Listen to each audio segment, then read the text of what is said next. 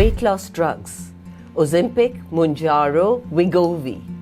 Everyone's talking about them. Celebs swear by them. TikTok glamorizes them. Doctors warn about them. And you may be wondering, are they a miracle or a medical gamble? Today we're going to cut through the noise, the myths and the judgment to uncover the truth about weight loss drugs and what they really mean for your body.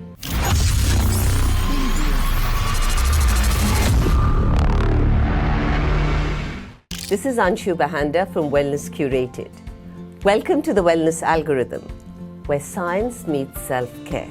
Today we're unpacking one of the biggest wellness stories of our time, weight loss drugs. We've seen them all over TikTok and in celebrity headlines. Ozempic, Wegovy, Mounjaro, they promise up to 20% body weight reduction, and they're shifting how we think about health, beauty, and even aging. But behind the hashtags are the real questions. How do they work? Are they safe? And what do they mean for our relationship with food, with body image, and wellness long term? To explore the science, safety, cultural shifts, and emotional aftermath, I'm joined by Dr. Renu Joshi, endocrinologist on the front line of metabolic medicine, Rebecca Mass, holistic health practitioner and naturopath, who's currently writing a book about her whole body GLP-1 protocol, and Dr. Raj Raghuvanshi, plastic surgeon, who's seen the physical and emotional aftermath of rapid weight loss. Let's begin. Welcome to the chat and thank you for being here with us today. Dr. Renu, I'm going to start with you. For listeners scrolling TikTok or Instagram, these medicines can seem like magic. Renu, what are you seeing with your clients and patients who are on GLP-1? Do they really work like magic? I would say just two things about obesity before I talk a little bit about their magic. So one thing we have to realize that obesity is a combination of lifestyle, exercise, genetics, and many more. So for the longest time, we have said, oh, you don't eat well and you don't exercise and you become obese. Yes, there's a lot to that, but obesity is considered now a disease and not just a condition. So we have to think about it that like we have diabetes, we have high blood pressure, we have obesity as a disease. And that is why it has an ICD code, and that's why we worry about it. The second most important part about obesity or weight loss, that it's a marathon. It is not a sprint. So it's a lifelong journey where you actually have to worry about your lifestyle throughout your life, not just for a few months. Now, that brings us to the magic of GLP-1. And I would say that in the last 10 years, when I had chaired the obesity department at UPMC, that these drugs have really brought to us a very new way of treating disease of obesity. And in the clinical trials have shown that they can actually reduce the weight by 20 up to 30%, which is a very rapid weight loss over 6 months to 1 year to even 2 years. So in real market, post-market data, when I see my patients, I do see these drugs work much better than any other obesity drugs we have used in the past. And I've been doing this for 25 years. So I've used a lot of obesity drugs, but the amount of weight loss we see with these drugs are much more and phenomenal. Important part to know is that when you lose the weight, not only you lose fat mass, but you also lose muscle mass. And 25 to 30% of the muscle mass is also lost because the weight loss is very rapid. Yes, it's not like clinical trials. So you see somewhere between 10% to 15%, but it's still very, very significant. And I cannot forget to say the importance that lifestyle change, diet and exercise has to be on the crux and is very important when you use these drugs. Thank you for that. Thank you, Renu. So, Rebecca, in just 2 years, Ozempic, Mounjaro, Wegovy, and many, many other drugs have gone from being niche diabetes treatments to viral obsessions. Yes. What combination of celebrity use, influencer testimonials, social media buzz do you think has created this tipping point and this obsession, this global obsession? You know, of course, celebrities and influencers helped make these drugs viral, but I think the real tipping point has been the perfect storm of timing and unmet needs. Millions of people are struggling with metabolic illness, weight, obesity, and they just haven't been able to receive traditional approaches to give them substantive answers. As Renu said, this is a marathon, this is a lifelong battle. So the buzz has been amplified, I think, by the demand. Again, these unmet needs without any real framework for long-term success, no nutritional support, detox strategies, guidance for behavioral change, mindset change. We have not had any substantive approaches. So looking at this from a holistic lens, we don't want to use this just as a quick fix, but as a chance for lasting transformation. Very interesting, because I've got questions to do with that later. But for the Yes. moment, Dr. Raj, I want to ask you from your perspective, what are the biggest misconceptions that people, when they first hear about these drugs, that they have, especially around their bodies? What do they think or don't think is going to be the effect of taking these drugs? I've been a plastic surgeon, two very important multidisciplinary teams for the last 20 years. One team is a team that is involved with weight loss surgery, i.e. gastric banding, gastric bypass to lose weight.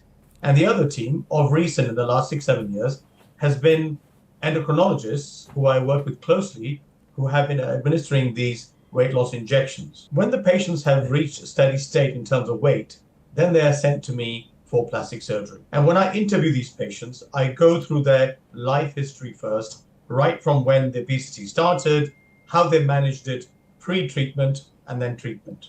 With each and every patient, what I find a common thread is that they do not appreciate what their body will look like after weight loss. Now, with the gastric procedures, especially stapling, I saw gradual weight loss. With sleeve gastrectomies, the weight loss was a bit more dramatic. But I have to say, with Mounjaro, which I've been seeing for the last 4 or 5 years, the weight loss is up to 20-25% of body weight within 6 months, 1 year.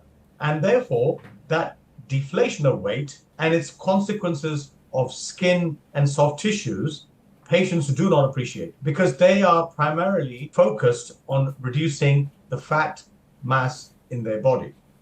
What is not appreciated, as Renu pointed out, is a loss of muscle bulk and loss of skin elasticity. So to answer your question, the misconception is that they do not appreciate what their bodies will look like following such rapid weight loss. What they have in mind is just weight loss means I will look slimmer, I will look sexier, I will look thinner, I will look leaner.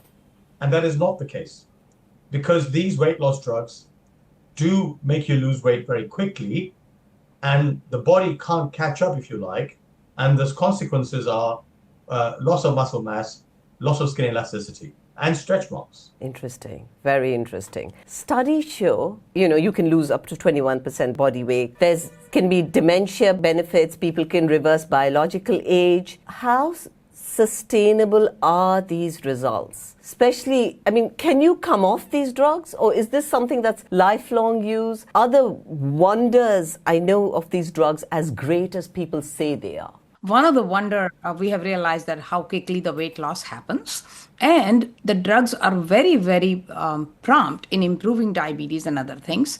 The dementia data, yes, there's at least 3 or 4 papers who have now come out to talk about that there's a science behind it. They change the DNA in the brain, they change the telomerase activity, and they actually do reverse the aging cycle because the DNA destruction is slowed down with these medications. However, the data is only for 6 months to 12 months.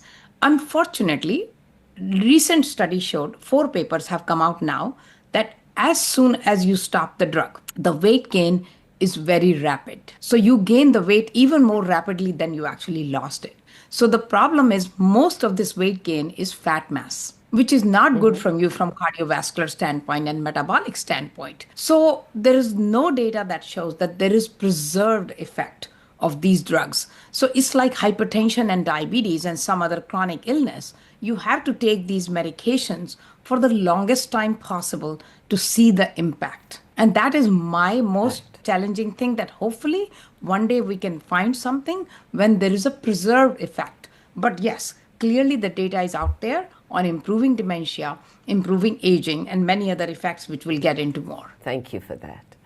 Rebecca, so beyond the obvious, what are the lesser known risks or safety concerns like nutrient deficiencies, hormonal imbalances that people often overlook when starting these drugs? I have an answer for that, but I would also like to dovetail on both what Raj and Ranu has just said. They have brought up some real concerns that they are seeing as clinicians. The loosening of the skin and the inability to maintain the weight. So I'm not a prescriber, I'm a holistic health practitioner. I have patients come to me that are already on these drugs, or in their time working with me, they become prescribed.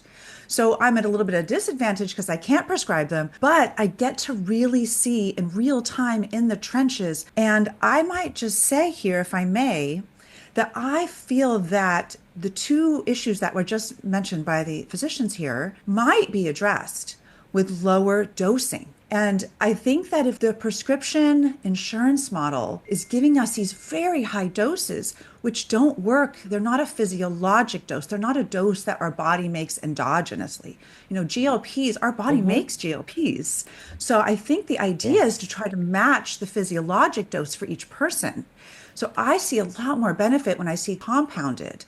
And then we don't, rush onto the on-ramp and then just dump them off the side of the street.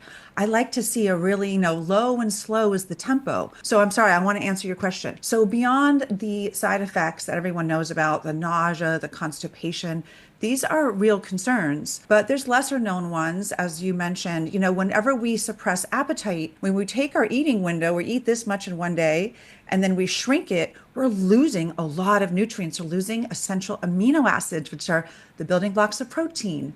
And we know that skeletal muscle now is the organ system of longevity. These muscle cells act like Pac-Man that gobble up excess free-floating glucose in the bloodstream. So that's a very big deal. We can actually damage our metabolism, i.e. our metabolic health, by going on these drugs and not having a proper protocol. Because, for instance, going back to the side effects, rapid fat loss also releases stored toxins into circulation. Our body's a genius. We store lots of toxins and viruses and heavy metals in our fat cells to keep them away from the heart and brain. So when we start burning fat, we can, I think of a snow globe. Are we all old enough to remember? I'm in my 50s, the snow, where you shake the snow globe and all this kind of glittery snow comes up. That's sort of what happens. People don't talk about fat is actually a detox pathway because we're burning it up, and the liver is the organ of fat loss. No patients ever come to me and says, Rebecca, I want to lose weight. What's the organ I need to support to lose weight? It's the liver. So if the liver is congested, we have rapid fat loss, we're releasing all the sparkly snow of toxins into the bloodstream, and they can get reabsorbed. So something like constipation might sound, commonplace, but if we are not evacuating and we're releasing more toxins, then so people can actually become more sick, more fatigued, more brain fog, miss work days. When we're missing a protocol that really supports the whole body, then we are actually doubling down on the side effects rather than using a protocol that might require, more protein, amino acids, essential fatty acids. When a patient is nauseated, the last thing they want to eat is, salmon and broccoli with olive oil, etc. They're going to crave the saltine crackers. And then right there, they've lost a beautiful opportunity to change their relationship with nutritious food.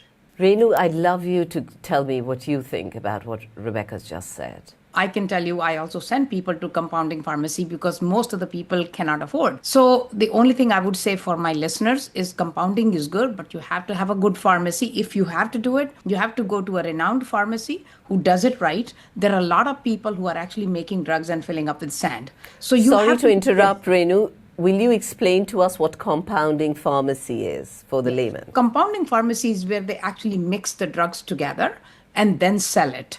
It is as opposed to FDA, and FDA does not have any regulation on compounding pharmacies as to what they're mixing.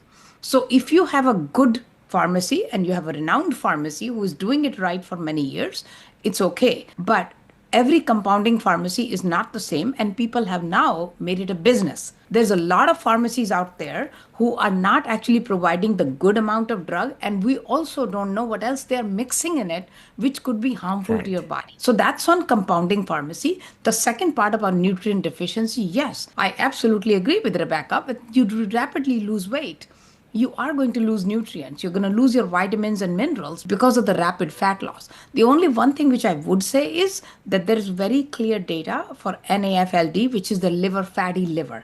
And as you know, obesity causes fatty liver, and then fatty liver now has been associated with increase in heart disease and increase in risk of cirrhosis and liver failure, actually. And if 50% of your population has fatty liver, again, what are going to be the consequences of it? So there's at least 5 papers now out there which talk about these drugs lowering fatty liver and improving fatty liver. So there's some data to support the liver function actually improves overall with these drugs. So I don't know what to make of it long term because we just don't have long-term data. Right. Thank you.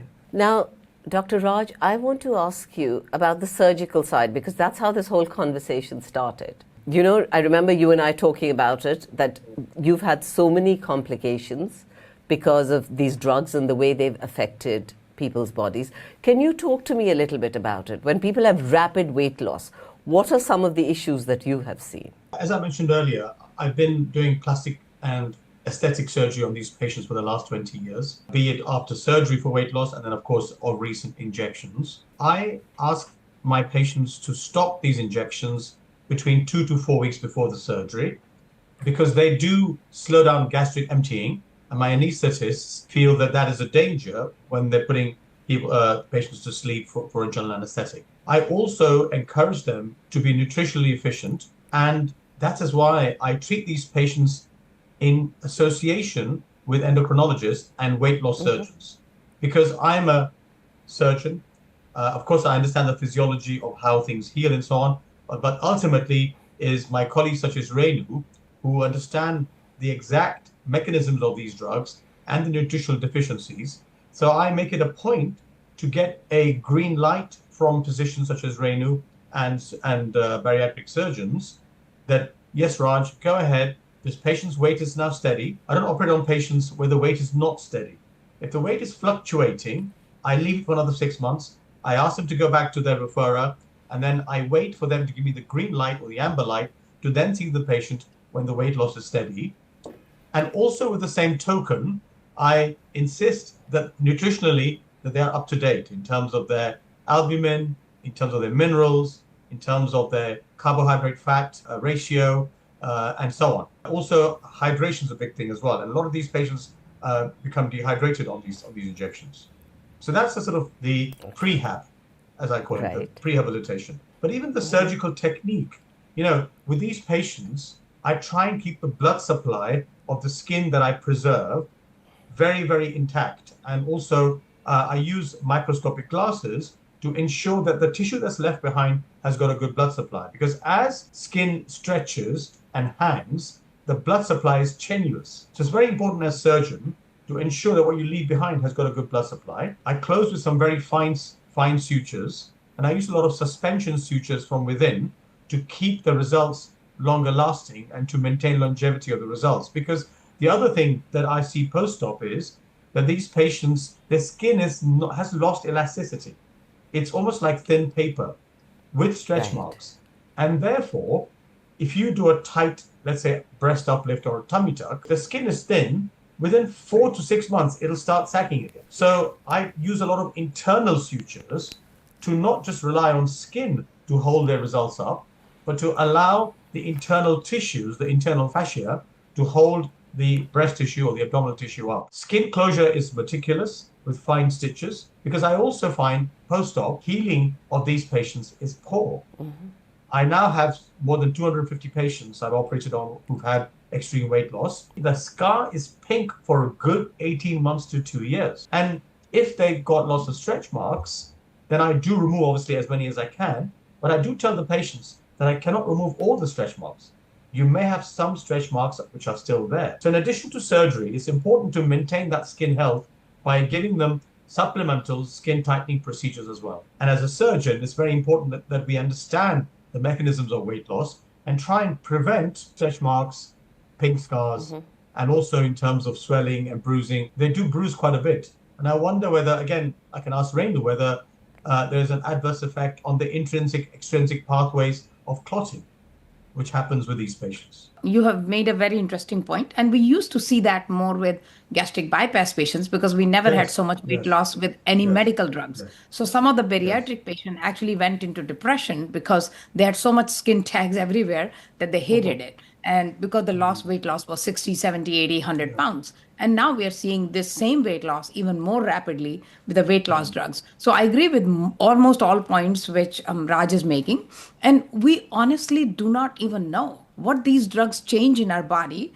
Every day there is a new paper. So just to tell you, I mean, there's at least 300, 500 papers out on these drugs in the last 5 years, which just is telling us what these drugs are doing. And while we are looking at a lot of positive effect, I don't want to undermine the positive effect though. The cardiovascular data is phenomenal. So people who have diabetes, people who have high blood pressure, people who have high cholesterol, and they're not able to lose weight, not only these drugs will improve all three parameters, but they will also improve the heart disease. There is actually approval for Zepbound for obstructive sleep apnea, which happens with almost 70% of obese people. So if you have sleep apnea, that means, again, you're suffering, your lung is suffering because you get anoxic. You don't get oxygen while you're sleeping.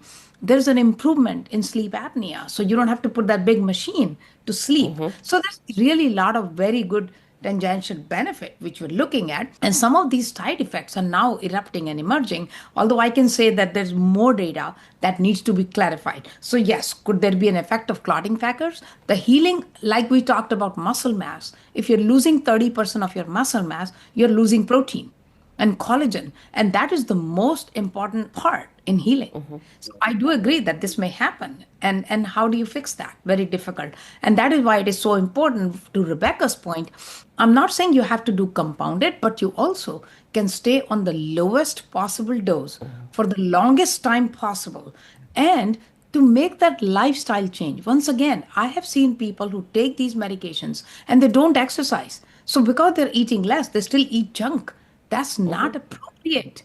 The change is lifestyle. You eat healthy, you eat less, and you continue to build up your muscle strengthening, which is very, very important. You do exercise on a daily basis. And that's when you use these drugs as a starting building block for a lifestyle change, in my opinion.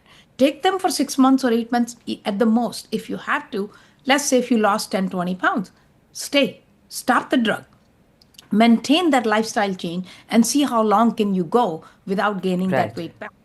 And I bet you, Anshu, all of us believe in lifestyle a lot more than other things. 80% of that is lifestyle. If you will make a rapid change and you will sustain that lifestyle change for life, I believe that the weight gain will not be as much, in my opinion. No, that was very interesting. And I think it's given people, a lot to think about. Rebecca, I want to ask you something. You said when people come to you, they've already been prescribed the medication.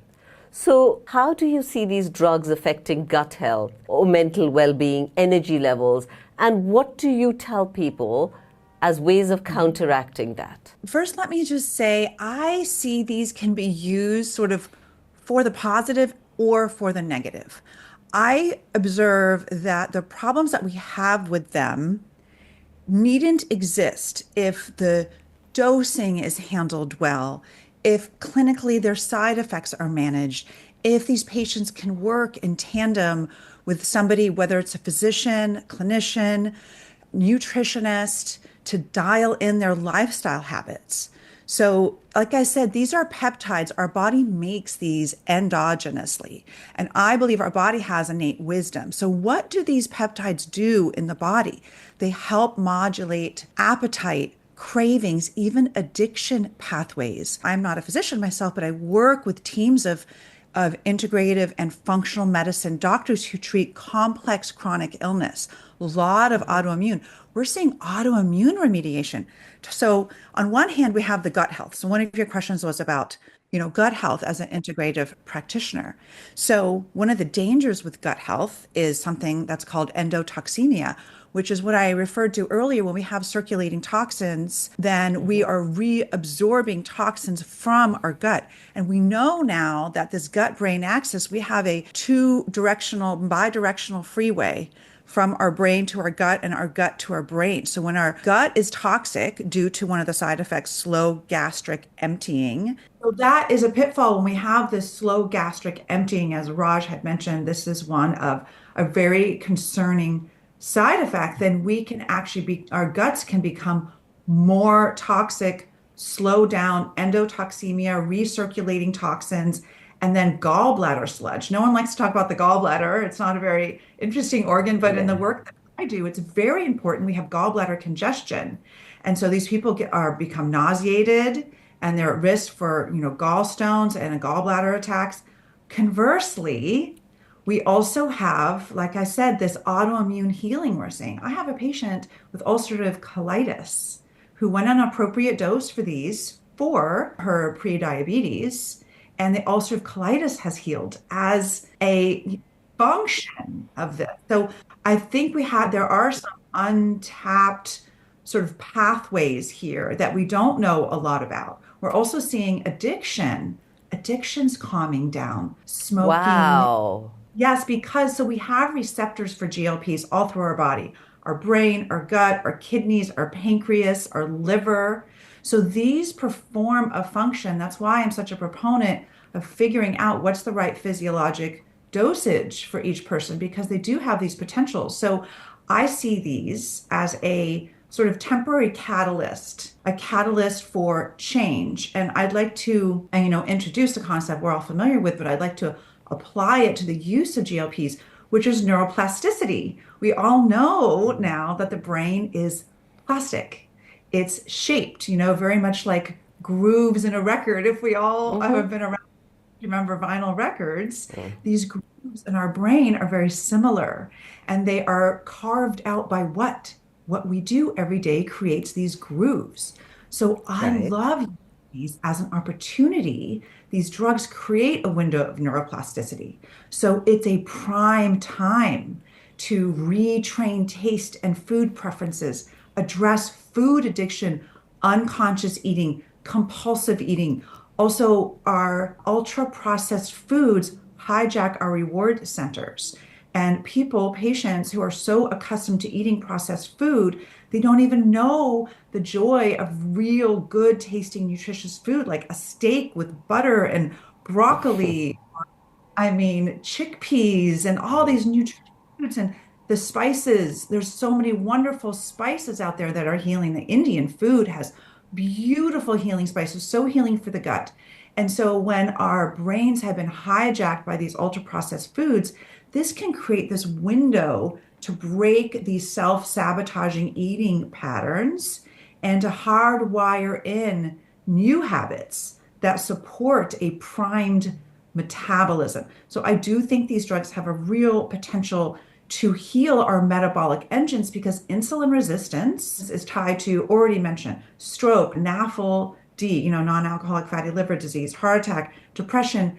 And, we call now Alzheimer's type 3 diabetes, because these broken metabolisms is body inability to make and use energy. And that's really what happens when we lose insulin signaling. The body doesn't know what to do with energy, and it becomes, very, very toxic. So I see these do have application for addressing all-cause mortality when used with a targeted approach, an intelligent, Right. targeted, whole body approach. Rebecca, for a cosmetic surgeon, that is so above my head. But I understood some of it. Thank you. No, I was going to say, vinyl records, I don't know any of that. I was born much after that, so I can't relate. Oh, okay. Well, how about a skiing? When skiers going down a mountain and create grooves. But I have to say, Raj, I fully understand. I fully understand the vinyl record. I was trained in systems thinking. And when I hear about your patients that aren't healing well, what's called poor wound healing, inflammation, scars, skin laxity, what I think of right away, because I go to root cause thinking, I think, this answer is rather simple, and it goes back to the thesis of, our conversation. I think micro and macronutrient deficiency.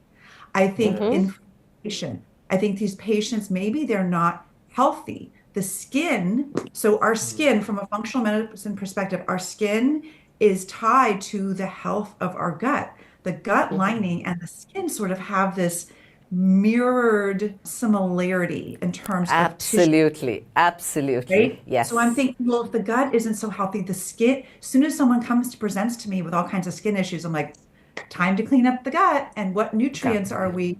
We see elderly people, their skin tears like tissue and they bruise easily. These are also signs of inflammation, micronutrient deficiency. So I sort of think That's I want you to give me your patients and let me help heal them from the inside out and work in Sort them tandem. out. Yeah. I love that. I love that. I think I did want to say something because we also don't want to paint a picture that these drugs are horrible and nobody should take them. Exactly. I really don't want people to walk away from the seminar that these drugs are bad for you. That is not the message we want to give people, because some of these people, like Raj mentioned, have tried everything else under their lifetime and are Yes. miserable, and they have diabetes, high blood pressure, cholesterol, and they're going to die from stroke and heart disease. So these drugs actually will save lives. There's no doubt about it.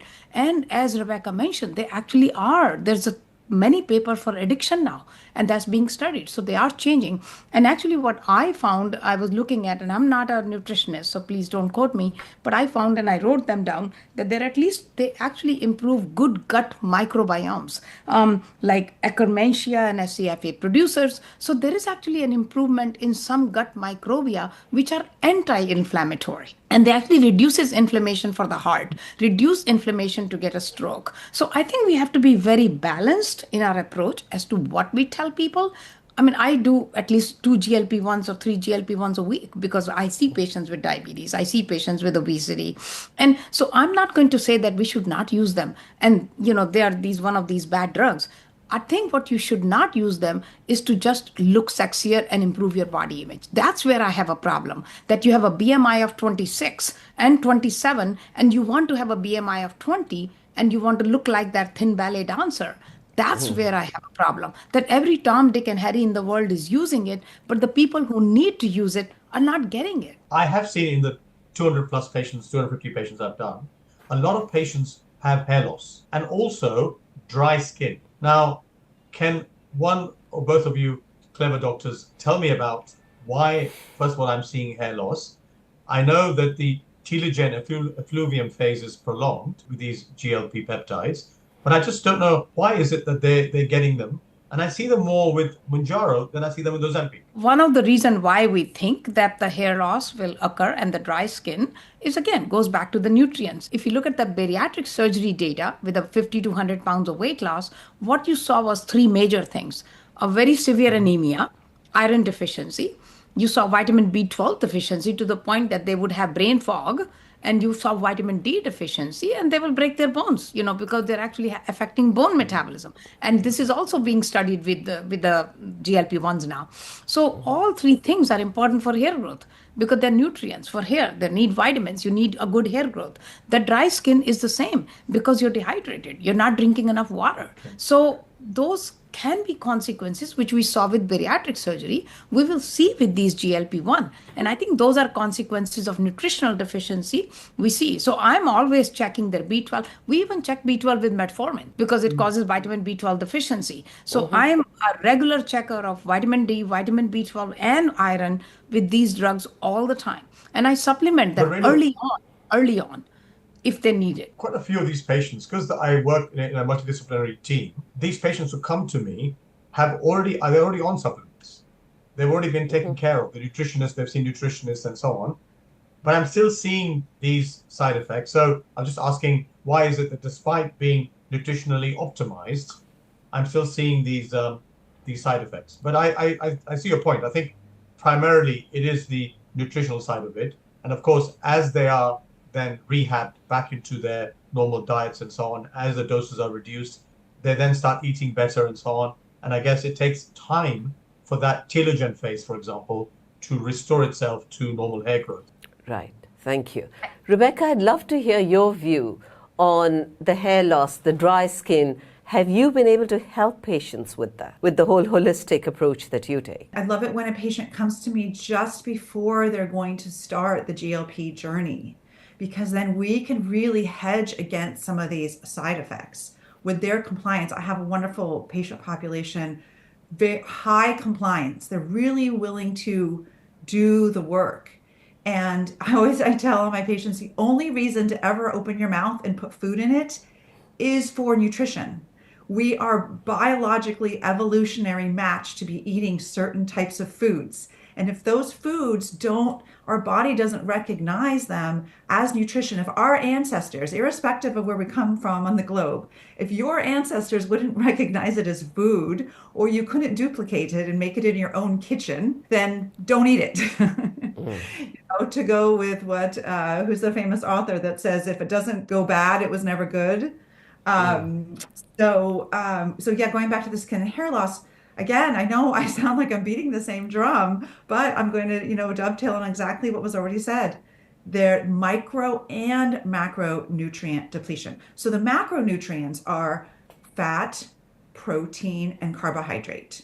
So we need to balance those. But that's too superficial because, for fat, we could be eating processed seed oils. For protein, we could be having some processed protein powder. I'm not against protein powder, but processed cheap protein powder is not a good idea. And, for fiber, we could just be eating white potatoes. So we have to go deeper into and from the macros into the micronutrients. So something that I really see, we talked about essential fatty acid depletion. We talked about amino acid, which is protein depletion, but I see a lot of mineral depletion. And we need these minerals to remake our hair growth, like iron, zinc, selenium, copper, magnesium.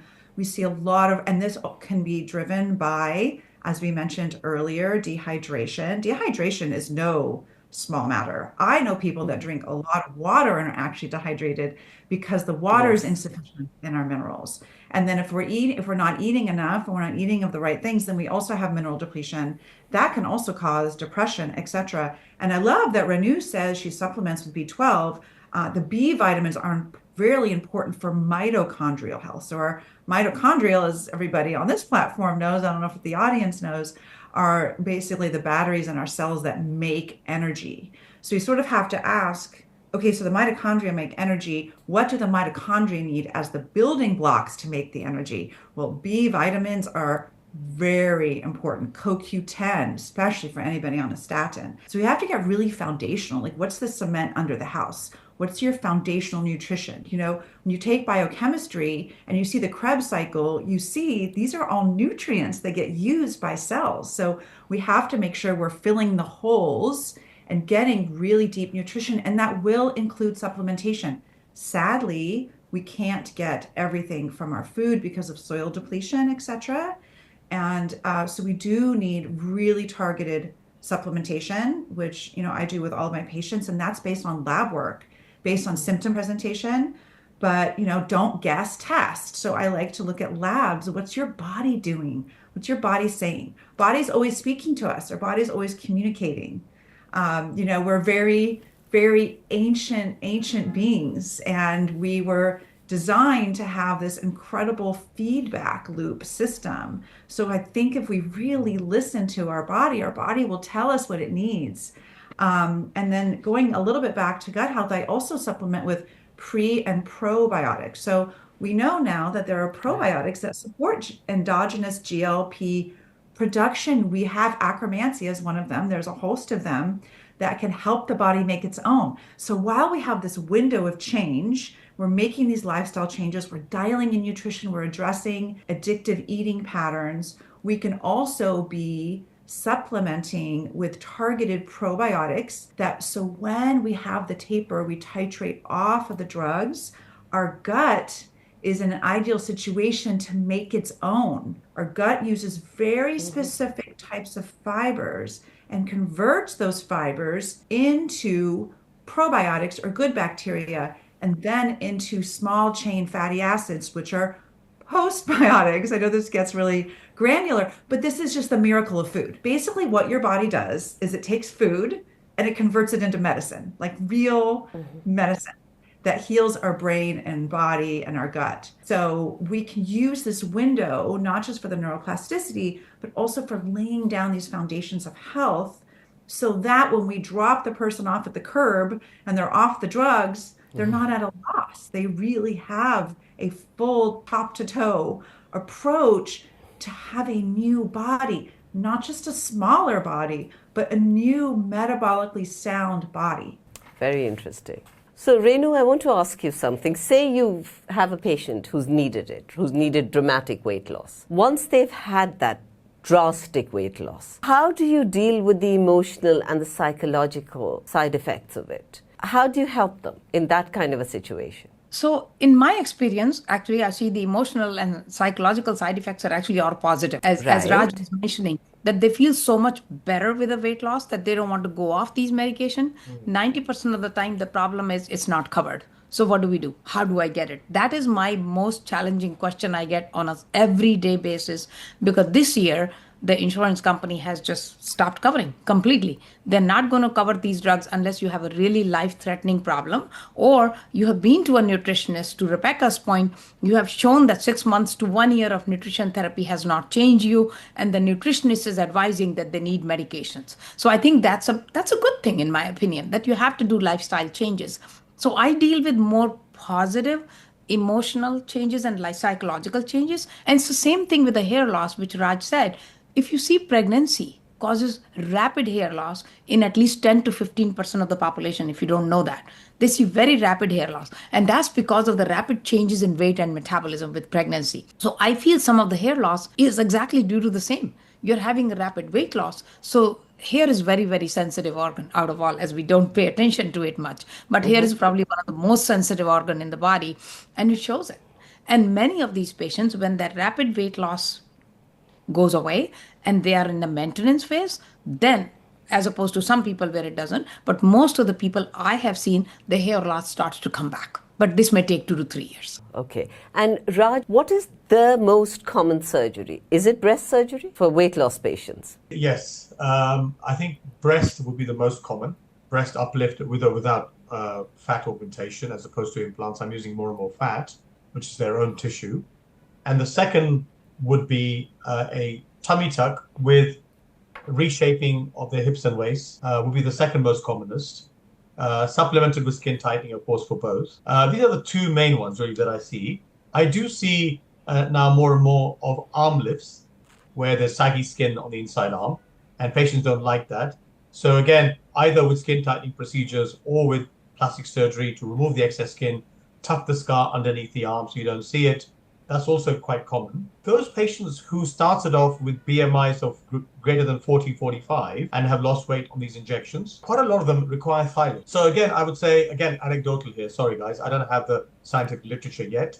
But for patients who have started off with a BMI of 45, let's say plus, and have lost lots of weight and are now steady, the inside thigh skin tends to sag and chafe. So they're uncomfortable in their mobility, and of course clothing and so on. So those patients then do also benefit from a thigh lift, which again is a procedure where the scar is hidden on the inside of the leg. Thigh skin is lifted, so is the skin around the knee, with lots of liposuction around the thigh to reshape them. So I would say in that order. I'd say breast first, then abdomen, then arms, then thighs. And then as these patients are young, they do want some sort of facial enhancement. So to redefine the jowl and the neck and perhaps the mid-face, with or without volume transfer if they've lost volume, i.e. Ozempic Face. So that, again, some of them then also want to have a face and neck lift at the very end as a sort of icing on the cake. Wow, that's a lot of surgeries. But like you said, it can be life-changing for some people. There is really not one size fits all. It depends on the person very clearly. Dr. Renu, tell me, from a purely medical standpoint, who is an ideal candidate for these drugs? And who would you say don't touch them with a barge pole? That is a question which we did touch on before, that people who I see in my practice clearly have a BMI of 27 and above with one of the disease problem like diabetes, high blood pressure, cholesterol, high triglycerides, heart disease, sleep apnea, depression, arthritis, or any of these complications, which they're already paying a price for. BMI of 27 and above can be used for these drugs. These are the FDA approved guidelines. So I'm just going to go by what is approved by FDA. And people who have a BMI above 29 or moderate obesity or severe obesity, of course, they can use these drugs without having any of these complications. And it is approved by FDA, at least in USA. So that's the one thing. People who I would clearly not use these drugs are so the clear contraindications is if you have a family history of pancreatic cancer. Now, the data on the pancreatitis has now been panned out for 10 years, and we do not see increased risk of pancreatitis with these drugs, except very rarely. But if you have somebody who has a family history of pancreatic cancer, I would caution them against going on these drugs. If you have history of medullary thyroid cancer, which is a very specific type of thyroid cancer, and I think it is important for our people to realize that cancer is very uncommon. So if you have, and it's actually genetic. So if you have a family history of medullary thyroid cancer, I would not use these drugs at all. Zero. But there is slight increased risk in thyroid cancer. That data has come out in the last year that any thyroid cancer can increase, but the risk is very small. And I think what we are finding is because more and more people are doing thyroid ultrasounds before we start the drug. I cannot tell you, I get at least 2 consults a week that this person has thyroid nodules and should they be on a GLP-1. So then I end up looking at the nodules, doing a biopsy, and then giving them a clean bill of health that, hey, you're fine, you can go on GLP-1. So there is that data, I think we believe, based on the literature out there, that it is because we are doing more ultrasounds and we are finding more thyroid cancer, because thyroid cancer does not cause any deaths and people can live their normal life with thyroid cancer. And it's a very common disease nowadays because of over testing and over checking. So we find more of that. So that is something which I talk to the patient very cautiously and tell them, hey, if you have family history of thyroid cancer, it's up to you. You want to take the drug or not. But I will make sure that I'll biopsy that patient if they have thyroid nodule to make sure they do not have an existing thyroid cancer. There's also to remember that there's a slight increased risk of gallbladder stones, which Raj mentioned before.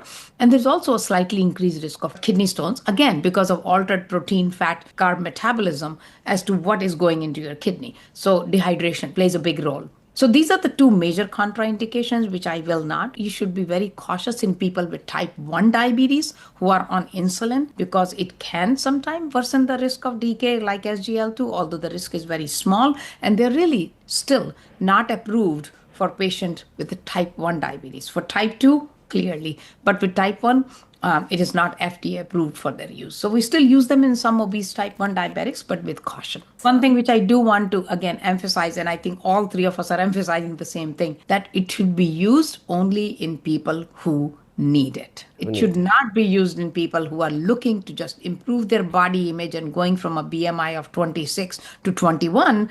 I really don't think they should be using these drugs, in my opinion. Thank you for that, Renu. I 100% agree with you. But Rebecca, I want to ask you now, looking beyond BMI, what lifestyle or mindset factors, we've touched on this on and off, but I would like you to list them all here, that you think people should look into to improve their chances of long-term success? I'd like to answer that. May I make a comment about BMI? Because in my practice, Yes. I don't know that I use something else.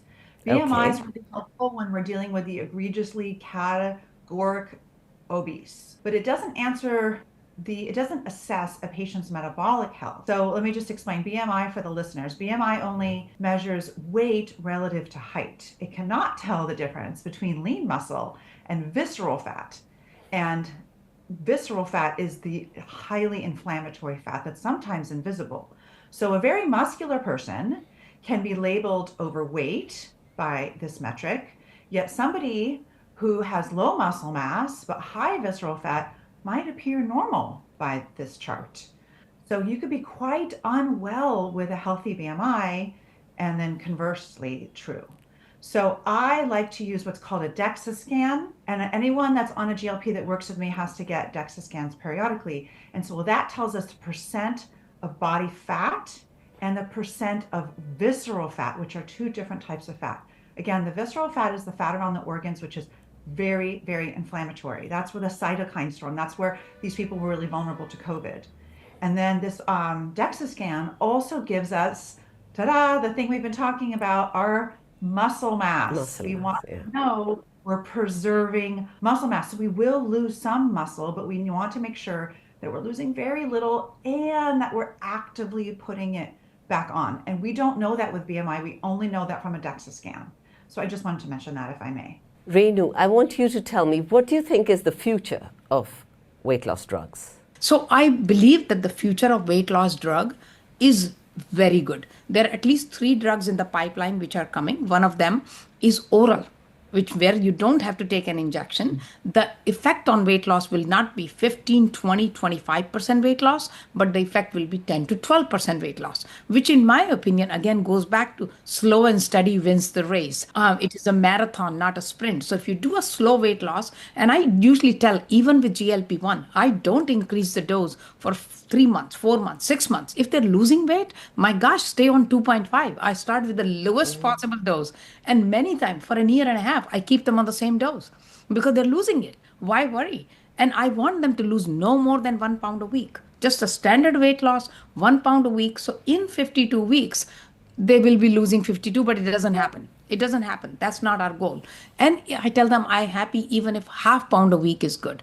The other drug which is actually in the pipeline and doing is there's a GIP and a GLP. So GLP is produced by intestines and GIP is another compound produced by the intestines, almost does the same thing as GLP-1 with improving insulin resistance, increasing insulin secretion after meal when you need it the most. But it does not have an impact on glucagon. And again, we can talk an hour about that.